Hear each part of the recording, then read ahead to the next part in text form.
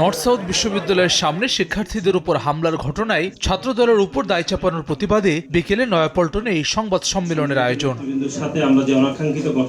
এ সময় ছাত্রদল সভাপতি দাবি করেন, ঢাকা বিশ্ববিদ্যালয় আর বেসরকারি বিশ্ববিদ্যালয়ের অভ্যন্তরীণ কোন্দলকে রাজনৈতিক রূপ দিতেই নর্থ সাউথের ঘটনায় ছাত্রদলকে দায়ী করা হচ্ছে।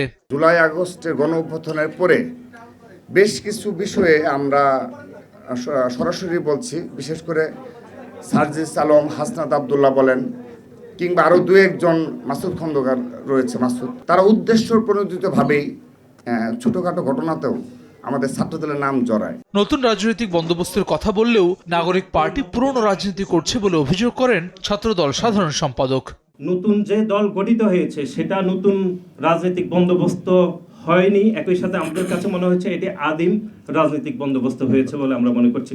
এদিকে বিকেলে বাংলা মোটরে এনসিপি কার্যালয়ে আয়োজিত সংবাদ সম্মেলনে সাংবাদিকদের প্রশ্নের জবাবে মুখ্য সংগঠক সার্জিস আলম জানান, পুরো সংগঠনের উপর নয়, হামলায় জড়িত ছাত্রদল নেতাকে দায়ী করেছেন তিনি। পুরো ছাত্রদল মানে একটা দল হিসেবে এটা করেছে, এটা কিন্তু আমি কথা বলিনি, বরং এটা বলা হয়েছে যে ছাত্রদলের একদম সেন্ট্রাল পোস্টে আহমেদ শাকিল যিনি আছেন, তিনি সেই জায়গায় ইচ্ছাকৃতভাবে এই বিব্রতকর এবং অস্বস্তিকর পরিস্থিতিটা তৈরি করেছেন। ওই ঘটনায় ছাত্রদল নেতার বিরুদ্ধে সাংগঠনিক ব্যবস্থা নেওয়ার আহ্বান জানান সার্জিস আলম। তাদের দলের যে নেতাকর্মী যারা, হাসান ওয়ালি, সময় সংবাদ, ঢাকা।